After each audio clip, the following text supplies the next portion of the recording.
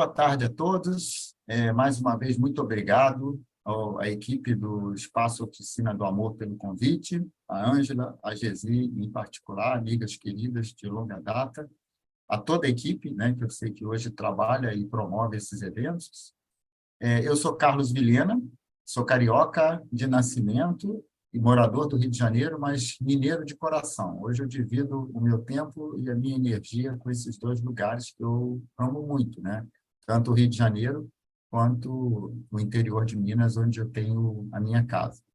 Eu trabalho hoje como aconselhador biográfico, coach e consultor organizacional, tendo a antroposofia como base, como referência. A antroposofia para mim, mais do que um conhecimento, né, para o trabalho, acima de tudo, uma filosofia de vida, que eu aplico profissionalmente, mas também pessoalmente, no meu dia a dia, nas minhas relações, nas minhas reflexões, né? Se alguém quiser saber um pouco mais sobre a antroposofia, a gente pode conversar em outro momento. Aqui hoje eu vou mostrar algumas referências, mas não é o nosso assunto de hoje especificamente, né? Hoje a gente está aqui para conversarmos sobre algo que quase todo mundo ou está vivendo ou já viveu, ou está se preparando para viver, que é a crise da meia-idade, ou a crise dos 40 anos, ou, mais especificamente, na visão biográfica, que é a aplicação, né, do trabalho biográfico, ela acontece por volta dos 42 anos. E eu trouxe para a nossa conversa de hoje uma frase, uma provocação inspirada numa frase célebre da literatura mundial, né? Hamlet falou em ser ou não ser, eis a questão. E o que eu estou trazendo aqui como crise dos 42 anos é um pouquinho diferente. Ser, ter ou manter, eis a questão. Vocês vão entender por que esse jogo de palavras que eu trouxe como provocação. Bom, então, a minha proposta hoje é a gente ter um bate-papo e algumas vivências. Eu vou abrir um espaço para vocês experimentarem um pouco do que é essa dinâmica, né, da visão biográfica e o valor que ela pode ter. E para esse bate-papo e para essas vivências, eu escolhi aqui 3 tópicos que se encadeiam, né? Primeiro, dar uma visão geral das fases da vida e das crises que a gente vive ao longo da vida. Esse é um conteúdo que eu já usei e já apresentei em outros anos aqui, mas eu preciso fazer uma pequena revisão para aqueles que já conhecem e uma introdução para os que não conhecem, para que a gente possa falar um pouco mais sobre o assunto especificamente, que é a crise da meia-idade, ou a crise dos 42 anos, na visão biográfica, né? E algumas possibilidades para a gente lidar com essa crise, ou com as crises da nossa vida, né? E o caminho do autoconhecimento e do autodesenvolvimento é aquele que eu acredito. Então, a gente vai conversar um pouco, ou até bastante, sobre possibilidades para ampliarmos, né? Cada um de nós, de forma estruturada e consciente, aumentar o conhecimento sobre si e daí tomar decisões para o autodesenvolvimento, para o desenvolvimento daquilo que a pessoa quer mudar ou melhorar na sua forma de ser. Bom, então, eu começo com essa provocação, né? Esse personagem do escritor inglês Shakespeare, né, que é Hamlet, ele é o personagem principal de um dos romances de Shakespeare. Ele é um príncipe dinamarquês, que vive um dilema muito jovem, né? Tem seus 20 e poucos anos, talvez nem 20 anos completos, mas ele vive um dilema por conta da morte do pai. O pai, que era o rei, né, e ele o príncipe sucessor, ele é morto, ou supostamente aparece morto, e há uma suspeita muito grande de que quem matou o pai foi o seu próprio irmão, ou seja, o tio de Hamlet. E, rapidamente, esse tio casa com a mãe de Hamlet, a viúva, a rainha viúva, e ocupa o trono num momento em que a Dinamarca estava prestes a ter uma guerra com a Noruega. Então, a trama toda se passa nesse clima de muita suspeita, de muita desconfiança, e, num dado momento, numa dessas reflexões que Hamlet tinha, né, ou precisava, ou fazia, enfim, ele pega um crânio e faz essa pergunta para si próprio, né? Ser ou não ser? Eis a questão. É uma frase muito conhecida, né? Talvez uma das mais conhecidas da literatura mundial. E vocês vão entender por que eu faço um trocadilho com ela para falar da crise da meia-idade. Hamlet era muito jovem quando teve essa reflexão, né? Trouxe esse pensamento. Na realidade, se a gente for olhar a biografia humana, à luz dessa metodologia que eu uso, a crise que a gente tem nessa idade mais jovem, no início da fase adulta, por volta dos 21 anos, a gente chama de crise da identidade. Nesse momento da vida, a gente se pergunta: quem eu sou? E essa pergunta, mesmo que não venha de forma muito consciente, ela está presente na grande maioria de nós, das nossas vidas. Nós, jovens, passamos por dúvidas. Eu sou essa família de origem? Eu sou esse conjunto de expectativas, de verdades, de padrões que até hoje eu aprendi ou me deram dentro desses ambientes familiares, escolares, onde eu cresci? Ou eu sou algo além ou diferente disso? Então, essa dúvida de quem eu sou, os jovens levam, em mais profundidade ou menos profundidade, para o início da vida adulta autônoma, que é o que vai acontecer a partir dos 21 anos. E muitos jovens, nessa fase da vida, passam um bom tempo experimentando coisas, né? Alguns, literalmente, pegam, botam a mochila nas costas e vão para o mundo para tentar descobrir qual é o lugar que eles têm nesse mundo, né? Essa busca por entender o próprio lugar no mundo, a própria identidade, é parte dessa crise, é parte dessa pergunta de quem eu sou, né? Bom, mas Hamlet passou por isso, né? Ele viveu esse momento, só que ele morre logo em seguida, né? Na trama do final do livro, do romance, quase todos os personagens morrem, Hamlet também, então ele não chega numa fase mais madura da vida. Se ele chegasse, provavelmente a questão mudaria, porque as nossas questões existenciais vão mudando ao longo da nossa vida, né? Quando jovem, as perguntas talvez sejam essas: quem eu sou? Quando mais maduro, as perguntas com certeza serão outras. Então, com 21 anos, a gente tem a crise da identidade, a grande maioria de nós passou por ela de alguma forma, e a pergunta era essa, né? Quem eu sou? Mas se a gente avançasse mais 21 anos e fosse para uma idade, né, mais madura, onde a gente está numa transição muito importante na nossa vida, os 42 anos marca, na biografia humana, uma das transições talvez mais significativas que a gente tem ao longo da nossa biografia, a pergunta com certeza muda. E ela passa a ser algo que tem a ver com três alternativas. Eu vou ser, ter ou manter. Eis a questão. Essa é uma crise que a gente chama de crise da autenticidade. E a pergunta muda: quem eu sou realmente?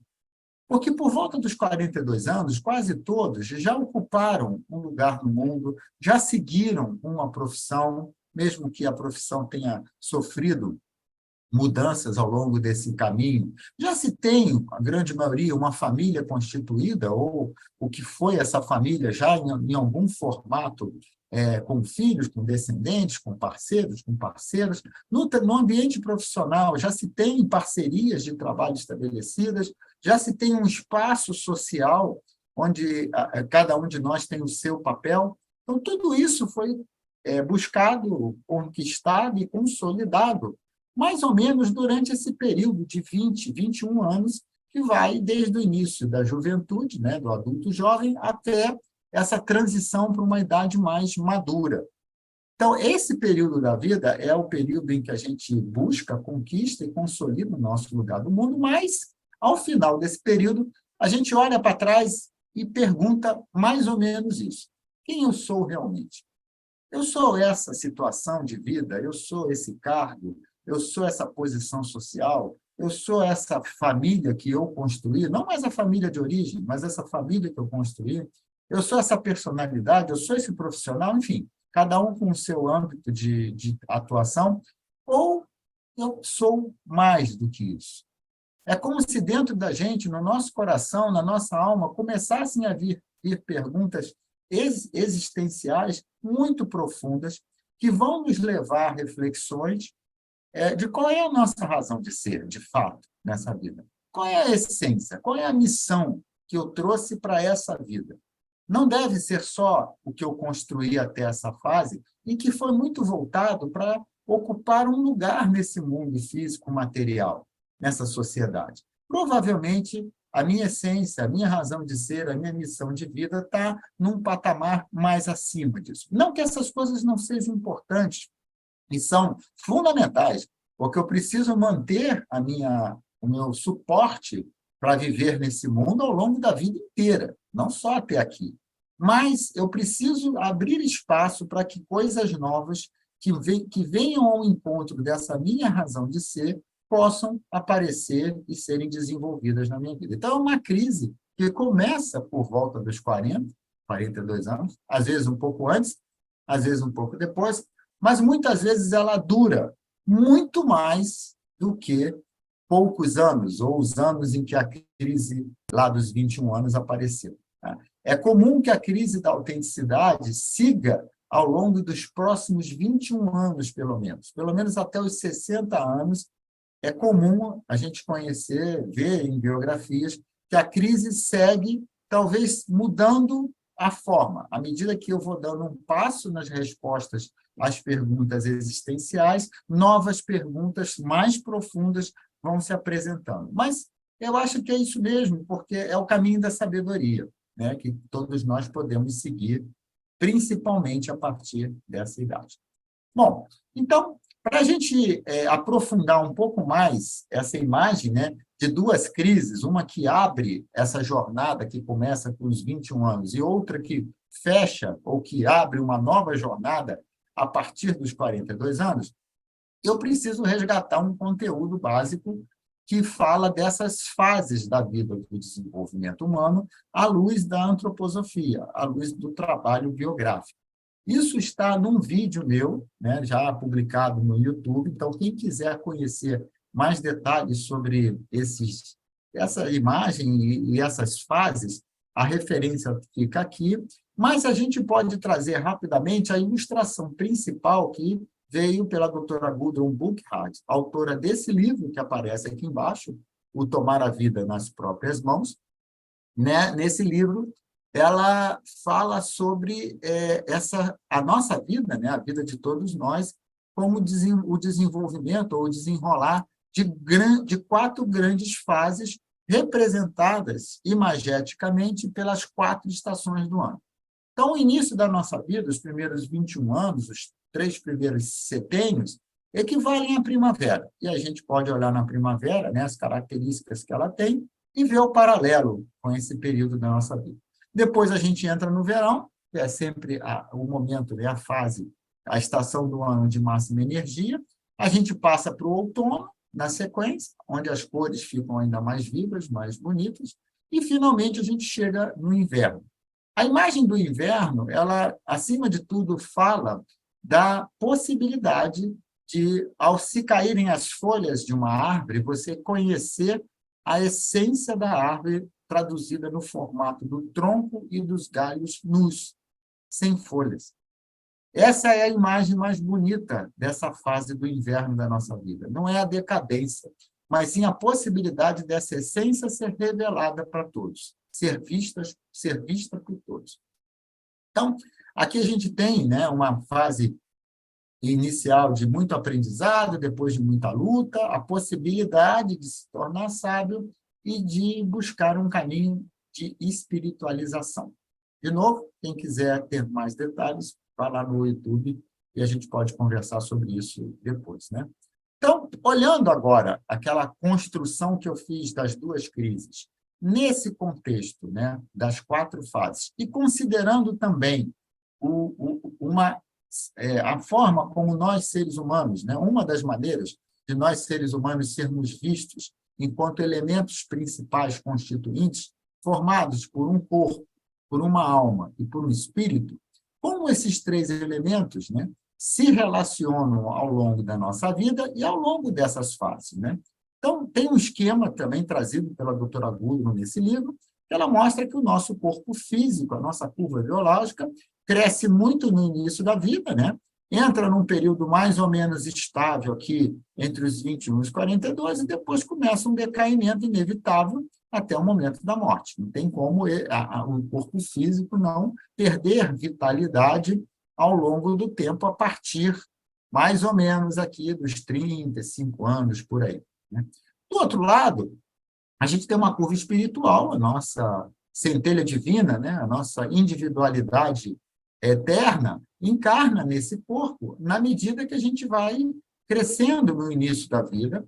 Tem uma fase de muita encarnação no físico, que é isso que significa essa curva laranja aqui para baixo, e daqui para frente ela começa a se liberar, não como uma desencarnação, mas sim como uma possibilidade de reconexão com o mundo de origem daqui para frente, né, por volta dos 42. De novo, lembra que 40, 42 anos é um momento, né, uma fase, marca uma transição muito significativa na nossa vida.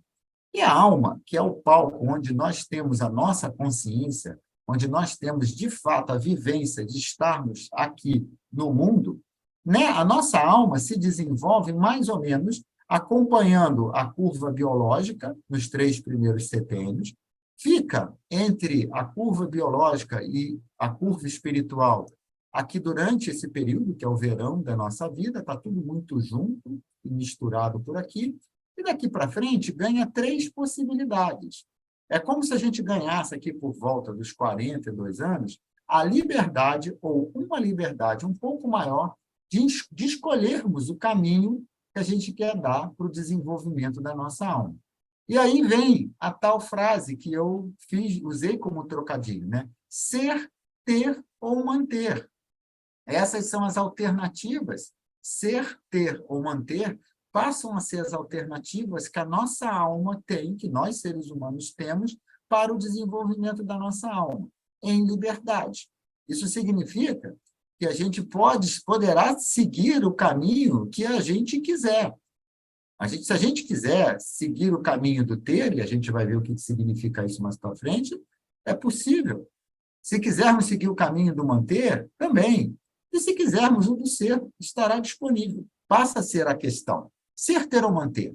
Eis a questão a partir aqui dos 42 anos, na crise da autenticidade. E na prática, no dia a dia, a grande maioria de nós vai precisar conciliar essas 3 alternativas, ora estando mais na rota do ter, ora na rota do manter e ora na rota do ser. Nós somos seres humanos encarnados, temos necessidades físicas e desafios de desenvolvimento nessa vida. Então, não dá para imaginar que a gente vai poder estar o tempo todo conectado com a espiritualidade como proposta de vida. Talvez poucos estejam nesse estágio. Eu, com certeza, estou muito distante disso. Então, eu me reconheço nessa alternância. E esse dilema do ser, ter ou manter me acompanha diariamente, desde aqui, talvez até um pouco antes dos 42 anos. É uma crise, como eu falei, e é muito extensa na maioria dos casos.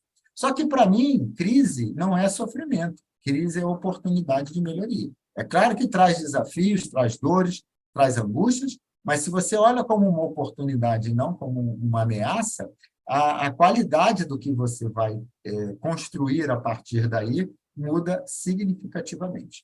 E aí, aqui a gente tem uma outra imagem, né, de que o foco principal da nossa vida nessa primeira fase é o desenvolvimento do corpo, nas suas dimensões, depois o desenvolvimento da alma, e aí, finalmente, a possibilidade de se reconectar com o espírito, né, espiritualizar a nossa alma na busca da sabedoria, na construção da sabedoria. E se a gente coloca as tais crises aqui, elas aparecem justamente nessa transição, né, da primavera para o início do verão e do final do verão para o início do outono. E, como eu falei, né, a crise da autenticidade muitas vezes segue outono adentro. E a pergunta pode ser traduzida de uma outra forma, como que rumo seguir para trazer sentido à minha vida. Essa é uma pergunta, é uma forma, né, bastante profunda de traduzir as questões existenciais que a grande maioria de nós experimentam a partir desse momento, dessa idade. E como o sentido da vida vai se revelando à medida que a gente vai vivendo e vai buscando as oportunidades de melhoria, essa pergunta fica bem longa, né? Ela se torna quase que permanente daqui para frente, porque a cada passo uma nova perspectiva se abre, uma nova percepção, um novo aprendizado e mais um passo. E assim vamos, né? Tentando construir essa sabedoria, dessa reconexão com o que é do mundo espiritual, do mundo de origem, para trazer sentido à vida, né? Bom, então, a pergunta agora é essa, né? Que rumo seguir para trazer sentido à vida? Bom, então, uma outra maneira de ilustrar a jornada até os 42 anos, eu estou usando 42 anos como um ponto, uma idade arquetípica, mas, como eu falei, né, acontece muitas vezes dessa crise vir um pouco antes, né, ou acontecer, ou se manifestar um pouco depois. Mas vamos usar aqui o arquétipo principal. Arquétipo eu não sei se a palavra é familiar a todos, mas é algo que é muito comum na vida da grande maioria de pessoas. Na grande maioria das pessoas, algumas coisas aparecem com muita frequência. Então, a gente dá o nome arquétipo para esses padrões, para essas leis, para essas regras. Não quer dizer que sejam absolutas, não é uma imposição que todos obrigatoriamente têm que cumprir, mas é comum encontrar. Então, a gente vai chamar isso de arquétipo aqui, para facilitar esse entendimento. Então, por volta dos 42 anos, uma outra imagem que representa bem o que acontece, eu acho que é essa, de um homem ou de uma pessoa, né, de um ser humano, no alto de uma montanha que ele escalou, que ele veio caminhando e subindo, veio lá de baixo, desde aquela praia até aqui em cima, né, enfrentando aí as adversidades, os momentos em que ele foi mais vitorioso, os momentos em que talvez ele tenha sofrido algum tipo de imprevisto, a chuva, a tempestade, os dias de sol, que ele pôde caminhar mais rápido, as florestas mais densas, os campos mais abertos, enfim, uma jornada em que ele pode agora, por volta dessa idade, olhar para trás e reconhecer, como se fosse um grande panorama, todo esse caminho percorrido, tudo que deu certo, tudo que não deu, tudo que ele teria feito diferente se tivesse tido a oportunidade de voltar e fazer de novo. E tudo que ele repetiria ou manteria, porque foi bem-sucedido, foi muito feliz nas escolhas. Mas, junto com essa visão ampliada, com esse panorama que ele tem da própria vida, né, ele também carrega uma grande mochila nas costas, né? E essa mochila, em particular, está caprichada. A imagem foi muito feliz para minha fala aqui, né? Para a minha tese, para o meu discurso. Porque a gente, na realidade, vai fazendo isso, né? Ao longo da nossa vida, ou nós mesmos, ou alguém, ou outras pessoas à nossa volta vão colocando coisas na nossa mochila para a gente carregar. São os nossos padrões, são as nossas obrigações, são as nossas crenças, que são construídas desde lá da pequena infância, da adolescência, são os compromissos que a gente vai assumindo e que a gente quer levar como muito importantes para o resto da vida, são aquilo que fazem a gente acreditar que é nossa obrigação, e talvez não necessariamente seja, são aquilo que a gente adquire com a cultura, do país onde a gente nasce, ou dos lugares onde a gente vai viver, da língua que a gente fala, enfim, uma série de coisas que a gente vai botando na nossa mochila e que são muito importantes, sem dúvida nenhuma, contribuíram para que essa jornada acontecesse da forma que aconteceu, mas talvez esteja pesando muito para seguir em frente. Então, aqui a gente tem uma grande oportunidade, né, de não só olhar para trás e reconhecer o caminho percorrido, o valor que esse caminho teve e aquilo que eu aprendi com essa jornada, mas eu também tenho uma grande oportunidade de abrir a mochila e ver o que me interessa, né, levar para frente, o que é meu, o que não é meu, o que eu posso ou preciso descartar para que a mochila fique mais leve ou mais vazia, para eu colocar coisas novas dentro dela, dentro da minha vida, né? O que eu quero resgatar, o que está no fundo da mochila que eu nem lembro mais que eu tenho, mas é super importante, é fundamental para dar os próximos passos, ou para seguir no sentido dessa pergunta, né? Seguir o caminho a seguir, o rumo a seguir para trazer sentido à minha vida. Então, a imagem que complementa essa seria essa, né? Alguém de braços abertos, olhando o horizonte à sua frente, analisando as possibilidades de novos caminhos, com uma mochila. Aqui a pessoa está sem mochila nenhuma, mas eu vou acreditar que ela tem uma mochila guardada bem menor ali no cantinho, que ela vai pegar para dar os próximos passos. E talvez essa mochila não esteja tão vazia ainda, mas se a gente periodicamente for olhando ela e for decidindo o que manter e o que tirar para abrir espaços, ela vai continuar no peso certo daqui para frente, para que os novos rumos sejam seguidos, né? E o sentido da vida venha cada vez mais. Mas eu tenho escolhas, eu tenho opções, porque eu estou ainda olhando num plano com uma possibilidade de visão que me abre alternativas à minha frente. Tá? Bom, essa é uma imagem, para mim, muito forte, e eu gostaria que vocês pensassem um pouquinho sobre essa construção que eu fiz, porque eu vou provocar vocês em seguida a uma reflexão. Então, eu vou dar aí uns 2 minutinhos para vocês, e vocês vão pensar primeiro no seu momento de vida atual. E a pergunta que eu quero que vocês levem para o coração é isso: que questões existenciais você traz hoje? E junto, vocês vão olhar para a mochila de vocês e vão ver o que está pesando, que pesos que você carrega na sua mochila hoje, e o que você tem de recursos que você adquiriu ao longo do caminho e que vão ser úteis para lidar com o que vem pela frente, com os novos desafios ou com os desafios desse seu momento de vida atual. E vocês vão conversar sobre as reflexões. E aí, sejam assim tranquilos com relação a essa conversa. Ninguém é obrigado a compartilhar nada que não queira, tá?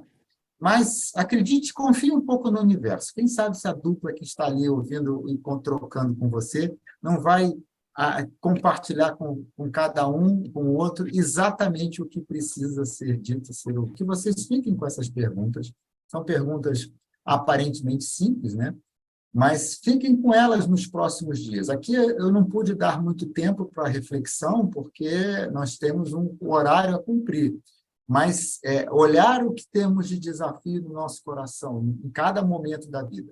Olhar para a mochila, ver o que está pesando e o que a gente tem de recursos para enfrentarmos essa nova fase, é quase que algo permanente, eterno, né? Então, diga um pouco essa pergunta, mesmo que a reflexão não tenha tido tempo agora, e espero que as trocas tenham sido também interessantes. Aqui a minha ideia foi dar uma vivência muito rápida do que é, né, esse processo de autoconhecimento e autodesenvolvimento baseado na própria história de vida, né, que é o trabalho biográfico. Então, eu vou voltar aqui para o nosso assunto, né, e vou usar também uma frase muito conhecida, né, num jargão muito popular, que a vida começa aos 40 anos, né?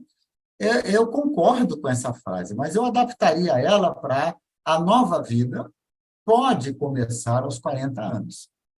Por que eu troquei? Porque lembra que por volta dos 42, na crise da autenticidade, aquele marco, né, de transição, biograficamente falando, entre o verão e o outono, o desenvolvimento da nossa alma passa a ter opções, caminhos. A gente ganha uma liberdade para escolher os caminhos.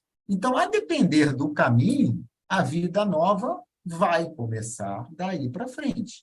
Mas esse caminho é uma escolha, é uma opção, a cada momento, a cada dia, né? Então, para tentar construir com um pouco mais de detalhes, né, essa fase da crise da autenticidade, essa transição que a gente tem aí por volta dos 42 anos, vamos ver como é que a gente enche a nossa mochila até aqui, né? Eu estou sintetizando aqui em 2 grandes correntes, né, tudo aquilo que a gente ganha ou ganha. Acho que a palavra certa é essa, tudo que a gente ganha nessa vida. Se a gente for olhar de uma visão, com uma crença no karma, ou numa visão do karma mais ampliada, na prática tudo vem de um projeto de vida que foi estabelecido antes dessa vida. Eu acredito nisso. Mas, independente das crenças envolvidas, tem ganhos, tem presentes que estão mais ligados ao que é do nosso mundo físico e tem ganhos que estão mais ligados, ou presentes, né? Presentes que estão mais ligados ao que é do mundo espiritual. Então, o que está embaixo, aqui na seta azul, é mais ou menos o que é do mundo físico, o que está em cima, junto da seta amarela, é mais ou menos do mundo espiritual, mas sem nenhuma preocupação, nenhuma precisão nessa divisão. Por trás, eu acredito que tem o karma que cada um de nós trouxe para cá, né? Então, aqui, muito ligado ao que é do mundo físico, a gente ganha uma constituição física. O formato do nosso corpo, em todos os aspectos que o corpo tem para cada um de nós, é algo que faz parte da nossa mochila, com certeza. Bem ou para o mal, para ajuda ou para não ajuda, né? O nosso corpo é aquilo que nós temos de mais material e concreto, e cada um tem o seu.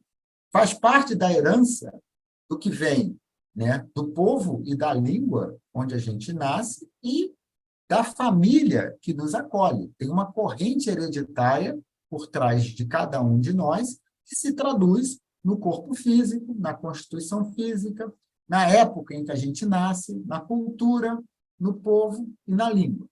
Tudo isso, com certeza, faz parte da mochila de cada um. Nos marca profundamente na forma como somos e agimos no mundo. Essas são as origens principais que nos definem, né? Principalmente no início da vida. Do lado espiritual, a gente ganha um grande presente, um presente enorme, é a própria personalidade. E ela é tão única quanto a nossa individualidade. Da mesma forma que não existe ninguém igual a mim, não tem ninguém com a mesma personalidade que eu. Pode ser parecida, igual não tem. A personalidade é que vai definir a forma como eu reajo ao mundo, como eu me relaciono no mundo, com o que está à minha volta, e como eu me coloco como individualidade no mundo. Tem um vídeo também, lá no meu canal do YouTube, que detalha mais esses aspectos da personalidade. E ele é um ganho, ou um presente, desculpe, que está mais do lado dessa corrente ligada ao espiritual. Em todos os encontros. Os nossos encontros são marcados, eu acredito nisso. Se a gente vai fazer bom uso deles ou não, está dentro do que é o meu livre-arbítrio. Mas eu marquei encontro com várias pessoas, tanto para a minha vida pessoal, quanto para a minha vida profissional ao longo da vida, e espero que esses encontros continuem vindo, porque eles são os grandes espaços que eu tenho de autodesenvolvimento, de autoconhecimento e autodesenvolvimento. É no outro que a gente se conhece, né? Profundamente, se a gente permitir. Também os lugares que eu ocupei no mundo, não só os lugares físicos, né, que estaria mais para o lado de baixo, mas principalmente as posições, o lugar que eu trabalhei, a profissão que eu escolhi, até onde eu cheguei, o meu espaço na sociedade, a minha atuação no mundo como locais, onde eu pude contribuir ou receber. Todos esses lugares estão também ligados a essas definições com missões mais espiritualizadas, mais kármicas, né?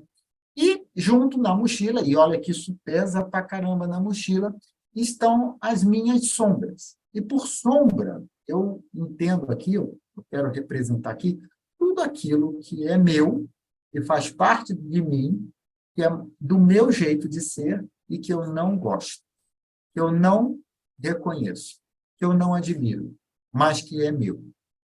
Que está na resposta que eu dou ao mundo naqueles momentos em que eu sou tomado por algo que depois eu olho e falo, meu pai do céu, não fui eu que fiz isso. Fui. Só que é uma sombra minha que me toma conta. E uma boa maneira de lidar com elas, eu faço esse exercício das sombras, acho que há mais de 10 anos, talvez seja um dos exercícios biográficos que mais me tocou desde o início. Uma boa maneira de lidar com as minhas sombras é dando nome para elas. Eu dou nome para as minhas sombras todas. E, a partir dessa nominação, né, dessa identidade que cada uma delas ganha, fica mais fácil de reconhecer. Primeiro, reconhecê-la enquanto uma sombra, e depois reconhecê-la como parte minha, né, e de perceber que ela está por perto. É quase que uma conversa, passa a ser um diálogo. Não, não vem não, que hoje não. Hoje eu estou preparado para você. Hoje você não vai tomar conta, fulano. É assim que eu tento olhar para esses aspectos sombrios a meu respeito, mas que estão ali para me ensinar, eles têm uma grande sabedoria, não é à toa, isso não foi projetado, não foi desenhado como um castigo para mim. Isso foi desenhado para mim, por mim mesmo, antes de eu vir para cá, como oportunidades de desenvolvimento. É ali que estão as grandes sabedorias que eu posso aprender, mas eu preciso ser desafiado, e eles me desafiam. Isso está aqui na nossa mochila também. Tá? Às vezes até meio grudento elas, né? São meio na forma de bicho.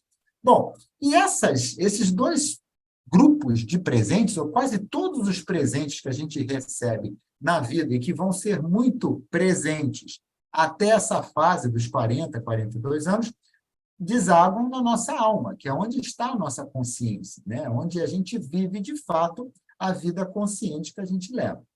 Então, esses presentes vão dar conta de formatar ou expressar os nossos instintos, as nossas cobiças. As sombras têm muito a ver com essa parte dos instintos e cobiças, né? Os nossos valores, os nossos princípios. A gente é inspirado pela nossa personalidade, pela nossa centelha divina, a ter princípios e valores que vão segurar as pontas nos momentos de dúvida. Isso está na nossa alma, fruto dos nossos presentes. Também as crenças e padrões que a gente vai construindo e vai incorporando ao longo do tempo, principalmente na infância e na adolescência. Se a gente for olhar para trás, for olhar a nossa infância e a nossa adolescência, e for perceber de que forma que a gente aprendeu a sobreviver no mundo, a gente vai ver que muita coisa que a gente acredita hoje, muito padrão de resposta e de comportamento que a gente tem hoje, a gente aprendeu lá atrás. Foram estratégias de sobrevivência. E eu não estou falando de sobrevivência física apenas. Eu estou falando de sobrevivência anímica, sobrevivência na alma.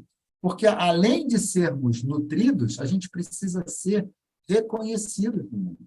A criança, o adolescente, quer ser acolhida, quer ser reconhecida, quer ser valorizada. E, em troca disso, a gente, muitas vezes, aprende a se comportar do jeito que a gente vai ser melhor reconhecido por quem a gente ama, por quem a gente quer receber esse reconhecimento. Isso é uma estratégia de sobrevivência. A gente está precisando sobreviver na alma nesse momento. E isso grava profundamente a nossa alma com padrões de comportamento que a gente muitas vezes não percebe depois de onde veio e por que está lá. E aí, como adulto, numa situação semelhante, que me remete para aquela mesma configuração de sentimentos, de contexto, eu vou reagir da mesma forma, como se eu ainda precisasse da estratégia de sobrevivência. Como se eu ainda fosse a criança, que precisasse ser aceita a qualquer custo por quem está à sua volta.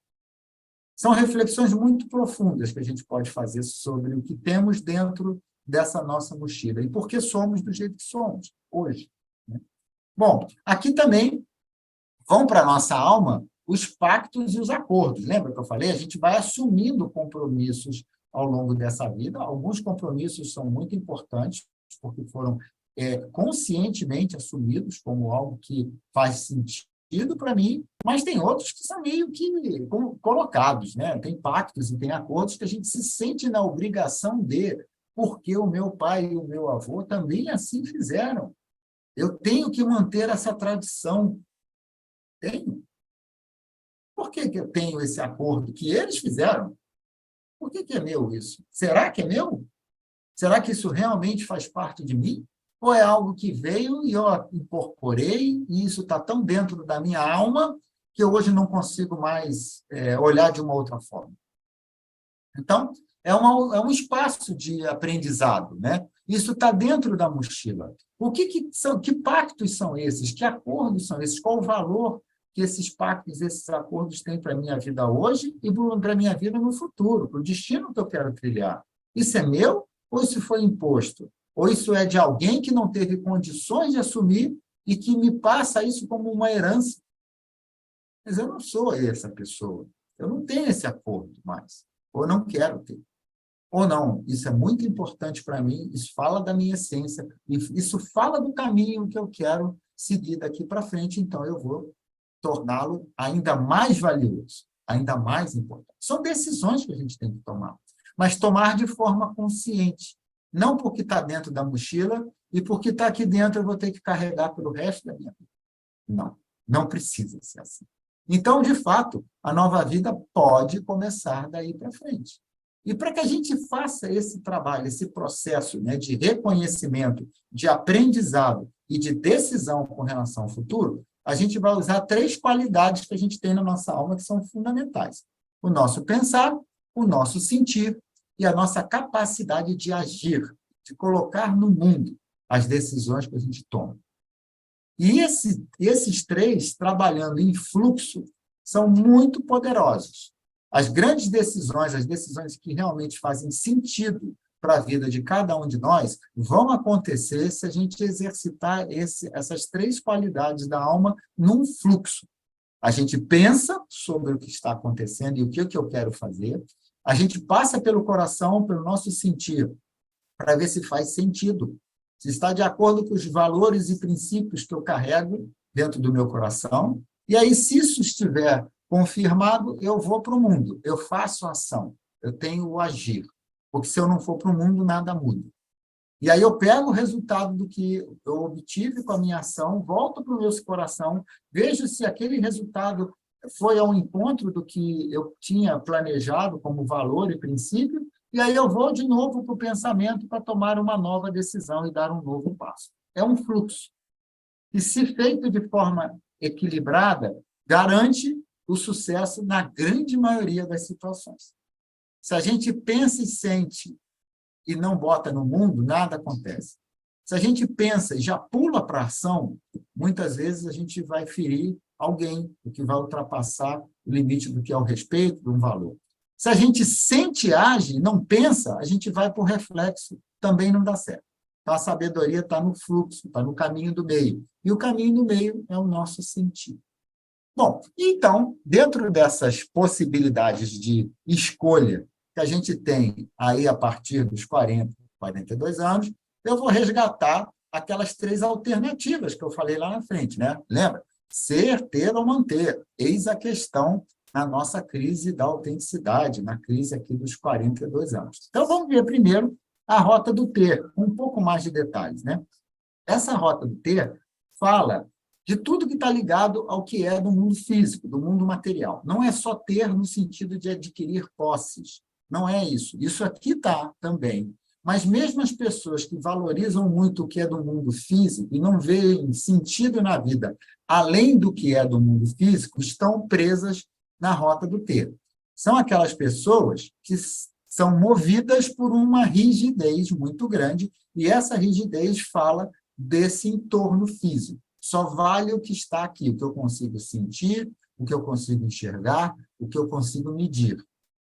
Eu não tenho flexibilidade para mais nada, fora isso, o que é do mundo dos sentidos, o do mundo físico.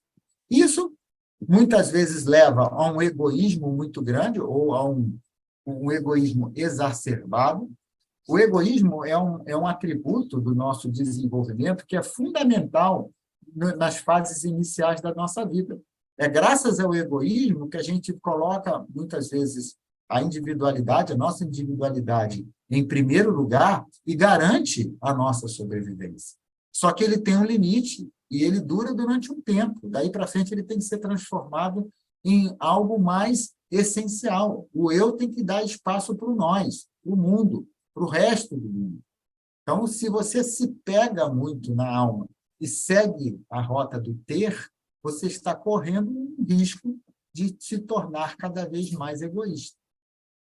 A avareza, quando isso é levado para o lado das posses, né, do que é dos bens materiais, vem junto. Né? E esse ressecamento da alma, à medida que o corpo resseca, e com a velhice o nosso corpo vai ressecando, as articulações vão endurecendo, enfim, o corpo vai envelhecendo, a alma envelhece junto. Então, são aquelas pessoas que, no final da vida, você percebe que estão secas por dentro. Né? Não é só o corpo que envelheceu, a alma envelheceu junto. Essa é a rota do ter. A gente tem a rota do manter, né? São 3. Na rota do manter, a grande força, o grande impulsionador é o apego. Eu não quero abrir mão do que eu já tenho. Puxa, mas eu cheguei onde cheguei, eu tenho essa minha família, eu tenho essa minha posição social, eu tenho seja lá o que for que eu construí até os 40, 42 anos, eu não quero abrir mão disso. Então, eu continuo trabalhando muito, eu continuo querendo cada vez mais, eu continuo querendo conquistar uma posição social cada vez mais com mais influência, ou se eu tenho uma gerência, uma liderança dentro de uma organização, eu não abro mão dessa liderança de jeito nenhum, então me apego a essas coisas e continuo mantendo um ritmo que funcionou bem até os 40 anos, porque eu tinha muita vitalidade, ainda estava na fase, né, da energia lá em cima, mas vai sobrecarregar o corpo. E aí o que vem? O estresse. Com o estresse vem a sobrecarga. E quem é que fica sobrecarregado aqui? Não é exatamente o corpo. A sobrecarga maior se dá na alma. E da alma vem, assim, no meio do caminho a gente vai recorrer às fugas, né? Então eu começo a ter que dar conta de aliviar de alguma forma esse estresse, essa sobrecarga, e aí eu vou ficar com saudosismo lá de quando eu era jovem, então eu vou voltar a ser aquele adolescente, ou então eu vou me entregar à bebida, vou me entregar às drogas para ter válvulas de escape, porque a panela de pressão está com a pressão no máximo, a alma está pressurizada, está comprimida, né? E isso leva às doenças da alma. As doenças da alma vão parar no corpo da vitalidade, e do corpo da vitalidade vai parar no corpo físico. Não raro, nessa fase da vida, a gente começa a experimentar doenças que, se a gente for olhar a origem, muitas vezes a medicina tradicional coloca a culpa na genética, né? A genética é só o gatilho, porque alguém na minha família, no passado, já teve aquele tipo de doença, tem uma propensão maior de tê-la. Está certo, isso é verdade. Mas quem aciona o gatilho? É a doença da alma, não é o corpo. É ali que está a origem. Então, se você cuida do corpo quando fica doente e não olha para o que te levou para a doença, não vai ver aonde está, de fato, a origem da coisa, está arriscada a doença voltar. E a gente conhece situações dessa natureza por aí. Tá? Então, a rota do manter tem esse grande risco, né, do apego levar a um nível de sobrecarga que leve à doença. Bom, e, finalmente, a rota do ser, que é aquela em que a gente se aproxima, né, se reconecta com o mundo de origem, busca essa espiritualização da alma, busca essa rota da sabedoria. Então, o grande motor aqui da rota do ser é a busca da sabedoria, a construção, né, desse conhecimento, desse entendimento sobre si e sobre o mundo, que vai trazer a sabedoria. E aí, no lugar, né, de se fechar, como é o caso da rota do ter, a gente se abre. E abre aonde? Na consciência. É a nossa consciência que vai permitir que eu veja o que está à minha volta com outros olhos, com novos olhos, que eu me abra para possibilidades. É na consciência que isso acontece. Eu vou em busca da tal essência, porque as questões existenciais que me mobilizam, que me movem nesse sentido, falam disso. Qual é a minha essência? Onde que eu vou me sentir, de fato, preenchido por essa vida, pelo que eu estou fazendo aqui, pelo que eu estou devolvendo para o mundo, né? Eu vou abrir espaço para, no lugar do egoísmo, entrar ou desenvolver o altruísmo. O altruísmo é esse movimento de olhar os outros à nossa volta como parte. Não é eu e os meus, somos nós. Não adianta eu estar bem se não estamos todos caminhando no mesmo sentido de ficarmos bem. O livre-arbítrio continua valendo o tempo todo. Ninguém aqui está defendendo uma homogeneização das coisas. Não é isso, mas é o olhar para o outro. O que eu posso fazer para ampliar a possibilidade para que todos caminhem nessa direção de encontrar a sua essência? Cada um vai encontrar a sua, no seu espaço, na sua jornada. Mas a oportunidade e a consciência eu posso ajudar ou contribuir ou sustentar para que esse movimento aconteça. Isso é altruísmo, né? E, para aqueles que conseguem, né, seguir essa jornada, começar a abrir espaço para essa luz interior brilhar. E aí eu olho determinadas pessoas mais velhas, bem mais velhas, né, que tem um corpo já muito castigado pelo que aconteceu ao longo da vida, mas o olho brilha, tem um sorriso nos olhos que são cativantes. Isso é a luz interior, aparecendo, né? Fruto dessa sabedoria, talvez dessa vida, às vezes de forma muito intuitiva. Não precisa ser um grande estudioso para seguir esse caminho, muito pelo contrário. Muitas vezes essa sabedoria vem quase que de uma intuição, talvez de experiências em muitas vidas já acumuladas. Pessoas que são simples na forma de viver, mas que são muito sábias. Eu resumo esse caminho de autoconhecimento consciente para o autodesenvolvimento. Uma imagem, para mim, muito poderosa é chamá-lo do caminho do coração. E vocês vão entender por que eu coloco o coração no centro desse caminhar, né? A gente sempre parte, a qualquer momento da nossa vida que a gente quiser usar essa maneira de olhar o passado e o futuro, a gente tem sempre que partir do momento presente com a consciência da nossa individualidade, com a consciência do seu eu, né? E vale a pena sempre olhar para trás, né? Buscar na memória aquilo que aconteceu com você na sua biografia, na sua história de vida. Quando a gente abre a mochila e olha para dentro da mochila, a gente está olhando isso, né? O que veio para mim ao longo dessa jornada? Quando eu vou para o alto da montanha e tenho aquela visão panorâmica, eu estou olhando para isso, estou olhando para a biografia. O que eu lembro da minha história de vida que é significativo para o momento que eu estou vivendo agora, para a questão que eu estou enfrentando nesse momento agora. E com esse olhar, você pode, muitas vezes, aprender um pouco mais sobre você, entender um pouco melhor por que você está do jeito que está hoje. Mas aí, em seguida, você tem que olhar para o futuro. Você tem que ver o que está na sua alma como questão, como pergunta, como anseio, e até o que o mundo está oferecendo como oportunidades ou desafios para você. Nesse encontro dessas correntes, muitas vezes a gente tem uma inspiração sobre o futuro. Surge uma imagem que te inspira para caminhar em direção ao futuro. Mas o passo tem que ser dado hoje, no presente. Então, você volta para o presente com essa consciência do eu e usa o pensar, sentir e querer num fluxo, e aqui eu me permiti colocar num fluxo dourado, para que você tome as decisões do que fazer para caminhar no sentido do futuro, né? Em direção ao futuro que você quer. Então, são dois grandes fluxos, passado, futuro e presente, pensar, sentir e querer, que se encontram no centro onde está o nosso amiguinho coração. Ele é o grande ponto de equilíbrio, caminho do meio entre esses dois grandes fluxos, né? Esse é um processo de autoconhecimento e autodesenvolvimento muito, muito poderoso. A gente faz isso de uma certa forma intuitiva, mas quando vira um processo consciente, ele se torna ainda mais rico, mais poderoso, né? E, de quebra, com esse exercício, né, feito regularmente, a gente começa a aceitar melhor quem a gente é. Por que a gente é do jeito que é? Eu começo a entender, né? Eu não sou um pecador, eu não é um castigo de Deus. Eu sou assim por um motivo, porque pelo que eu vivi, pelas decisões que eu tomei e pelas decisões que eu quero continuar tomando. Então, eu me aceito mais.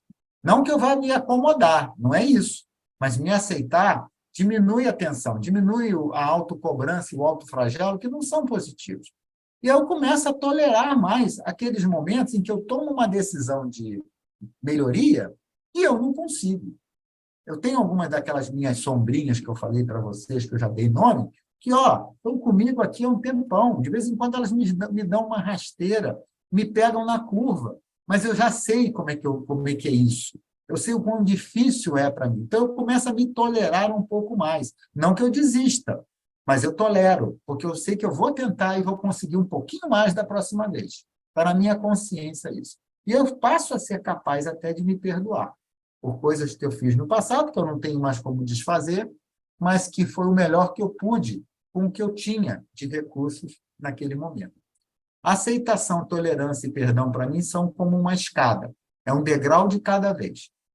Eu não pulo para o perdão sem passar pelos outros dois, né? E se eu consigo fazer isso para mim, eu começo a fazer isso para os outros também, né? E aí vem o grande espaço de aprendizado, que são os nossos relacionamentos afetivos, relacionamentos com pais e mães, relacionamento com parceiros, amigos, trabalho, filhos, todos.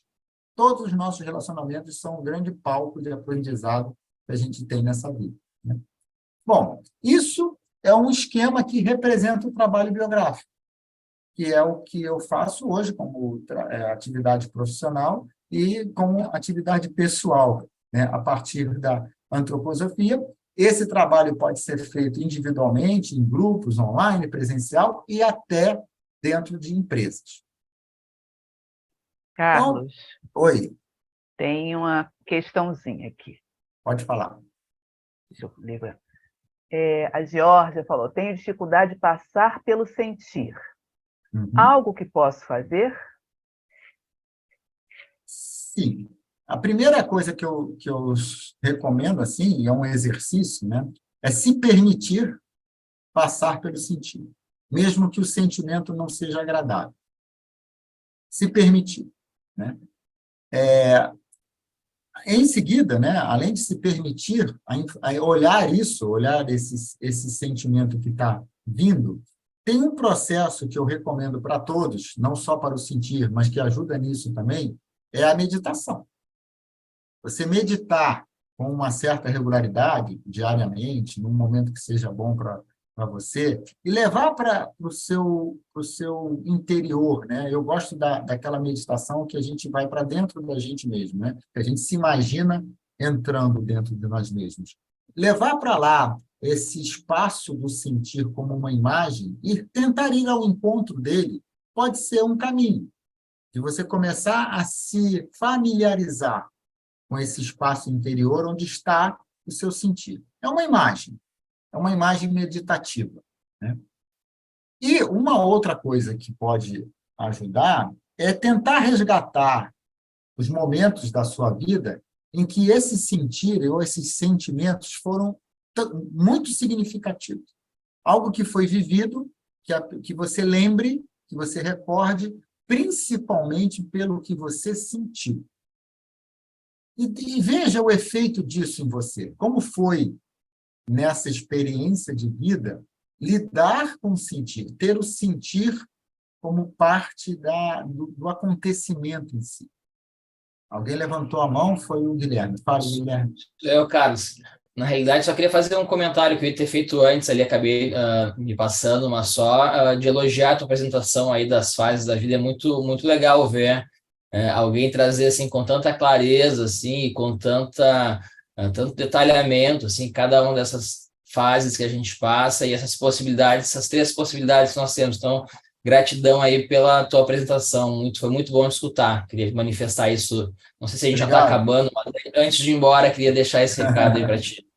Obrigado, Guilherme. E, nesse caso em particular, eu tenho que transmitir o agradecimento para a autora dessa imagem, que é a doutora Gudrun Burkhardt, que já faleceu no finalzinho do ano passado, em setembro, mas com 92 ou 3 anos, e é uma das... É uma dupla, né? A mãe do que é a metodologia biográfica no mundo, porque ela e um holandês, na década de 70 do século passado, foram os criadores dessa metodologia biográfica, estudando o que Rudolf Steiner, que é o pai da antroposofia, o filósofo da antroposofia, trouxe, né? Então, eu agradeço muito o reconhecimento, mas a minha inspiração está nela, né? No livro dela, no que eu aprendi com ela, eu tive essa oportunidade de ela ainda presente nas formações que eu frequentei, eu fui aluno dela, então muito grato pelo reconhecimento e muito grato pela inspiração. Merece. E crédito merecido também, muito legal. Como eu falei para vocês, né, a antroposofia não é só o meu trabalho, é uma filosofia de vida para mim hoje, mas ela está traduzida para mim em diversos aspectos. Então, eu tenho uma iniciativa que se chama Humanecer, que é onde eu realizo esses trabalhos biográficos que eu falei que podem ser feitos individualmente, em grupos, ou nas organizações, tanto online quanto presencial. Quem quiser conhecer o site, é muito fácil, humanecer.net. Tá? Lá eu falo um pouco dos trabalhos que eu tenho para fazer, ou os conteúdos que estão no YouTube. Essa palestra de hoje vai estar lá, né, publicada um pouco mais para frente, no início da próxima semana. Tem vários outros conteúdos lá que vocês podem olhar. De novo, fico à disposição, né? Eu também gosto muito de trabalhar em parcerias. Então, uma das parcerias que eu tenho é com dois grandes amigos, a Denise e o Ronaldo. Essa parceria se chama OMA, e a proposta do OMA é trazer vivências de aprofundamento ou cursos de especialização, né? Então, são estudos avançados para conhecimentos que eleva, é a nossa frase. E a gente está trazendo agora, no início do segundo semestre, um trabalho que foi desenvolvido junto com um profissional Ele mora na Suíça hoje, mas ele é holandês de origem. Ele é uma das pessoas mais atuantes no mundo hoje com a metodologia biográfica. Ele se chama Joop Grun. Ele esteve no Brasil ano passado e nós pudemos, junto com ele, desenvolver esse workshop, né, esse seminário, que vai acontecer presencialmente. O próximo vai acontecer presencialmente em Fortaleza. Então, se alguém conhece alguém da região de Fortaleza, ou se alguém quiser passear em Fortaleza no finalzinho de julho, a gente vai estar lá com esse seminário que fala do aprendizado do adulto com a infância e a adolescência. A gente vai olhar lá o que foram as experiências, as vivências, as estratégias de sobrevivência que foram construídas enquanto crianças e adolescentes e o efeito disso para o adulto de hoje, né? Esse é um seminário vivencial para adultos, que vai acontecer em Fortaleza. Mas, como a gente sabe que muitos não vão poder estar em Fortaleza, em seguida vai vir a versão online dele. Então, é o mesmo trabalho, num formato online, e aí, em vez de serem encontros de 3 dias, vão ser encontros periódicos ao longo de 7 semanas. Detalhes, depois vocês vão ver no site do OMA ou nos contatos, fazendo contato comigo, né? Bom, eu falei de parcerias, lembra? Então, eu tenho uma outra parceria com outros amigos, que é a Escola de Formação Biográfica do Rio de Janeiro. Eu fiz a minha formação biográfica, ainda na época que a doutora Gudrun estava trabalhando, atuando, em Florianópolis. E desde 2019 nós temos a Escola do Rio, já estamos na turma 2. Essa aqui é a equipe, tá? Sou eu, Mônica Mota, que está aqui do meu lado, Alexandra Metrô, Silvio Urbano, Heloísa Oliveira, Celine Nig e a nossa mentora, a doutora Mercedes Gamba. E nós temos essa turma 2 em andamento, com vagas em aberto. O próximo evento dessa turma, onde os novos alunos poderão entrar, é agora, no início de maio, daqui a 3 semanas, mais ou menos. Tá? Então, se alguém quiser conhecer essa jornada, que é a formação biográfica, a Ângela é uma das pessoas que eu tenho de olho grande, né, de participarem dessa formação conosco um dia. Venham para Trinos, né? E é só fazer contato que a gente dá mais informações.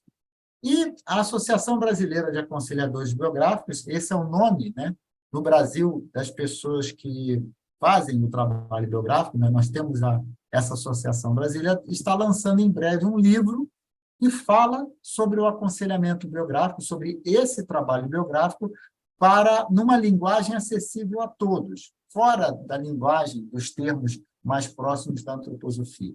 Então, é um livro que tem a proposta de tornar esse trabalho, esse conhecimento mais disponível para o público em geral. É uma iniciativa muito bonita da presidência atual, da atual diretoria da Associação Brasileira de Aconselhadores Biográficos, que vai para o mundo agora, daqui a um mês, mais ou menos. E é uma coletânea. Cada um dos associados contribuiu com uma parte do livro, então ficou um livro muito rico, né, com muitas experiências, com muitas trocas. E, para fechar, eu vou deixar aí esse pensamento do Rudolf Steiner, que me fala muito. Rudolf Steiner, como eu falei, é o filósofo que trouxe a antroposofia para o mundo. Ele morreu em 1925, então tem um século quase da morte dele, mas o conhecimento dele é muito atual. Então, ele disse, entre outras coisas, né, que conhecimento verdadeiro de si próprio só é dado ao ser humano quando ele desenvolve interesse afetuoso para com os outros. Conhecimento verdadeiro do mundo, o ser humano só alcança quando ele procura compreender seu próprio ser. Conhecendo o mundo, o ser humano encontra a si próprio. E conhecendo a si próprio, o mundo se lhe revela. Muito obrigado a todos. Eu deixo aqui os meus contatos no final. E Como sempre, queria agradecer muito a Gesi, a Ângela, a Oficina do Amor pela oportunidade. Espero que tenha sido interessante e rica a nossa troca hoje e fico à disposição de vocês.